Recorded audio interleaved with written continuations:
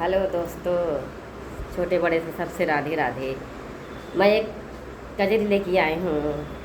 अगर भैया बहनी हरे पसंद लगी तो ज़रूर कमेंट करा। हमें सुशीला लोकगीत। धनिया खोला बजर के वड़िया, हम विदेशवा जाबईना। धनिया खोला बजर के वड़िया, हम नाई हरावा जाबईना। जाऊ पिया तू जाब विदेशवा, हमारे बापाई का बोलावाई दा। हम नाई हरावा जाबईना, हमारे बापाई का बोलावाई दा। हम नाई हरावा जाबईना। जाऊ तू धाना जबिउ नाई हरावा, ओतना दाई के रूपैया। तू नाई हरावा जाइउ ना, ओतना दाई के रूपैया। तऊ नाई हरावा जाइउ ना। धनिया खोला बाजार के वड़िया, हम विदेशवा जाबईना।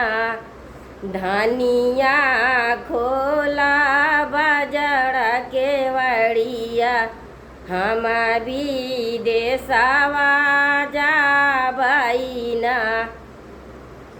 जाऊ पिया तू जाब विदेशवा, हमारे चाचा का बोलावाई दा।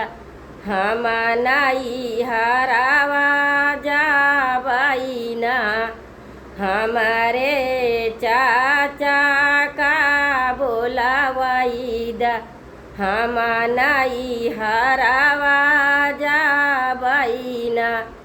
जाऊ धना तू जबिउ नाई हरावा, वो तना दाई के रूपैया। तब नाई हरावा जाइउ ना, वो तना दाई के रूपैया। तऊ नाई हरावा जाइउ ना। धनिया खोला बजर के वड़िया, हम विदेशवा जाबईना। धनिया खोला बजर के वड़िया, हम नाई हरावा जाबईना। जाऊ पिया तू जाब विदेशवा, हमारे भैया का बोलावाई दा। हम नाई हरावा जाबईना, हमारे भैया का बोलावाई दा। हम नाई हरावा जाबईना। जाऊ धना तू जबिउ नाई हरावा, ओतना दाई के रूपैया।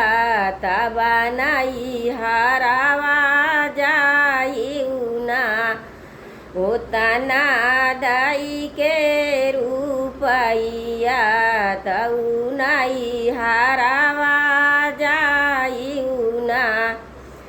धनिया खोला बाजार के वड़िया, हम विदेशवा जाबईना। धनिया खोला बाजार के वड़िया, हम नाई हरावा जाई ना।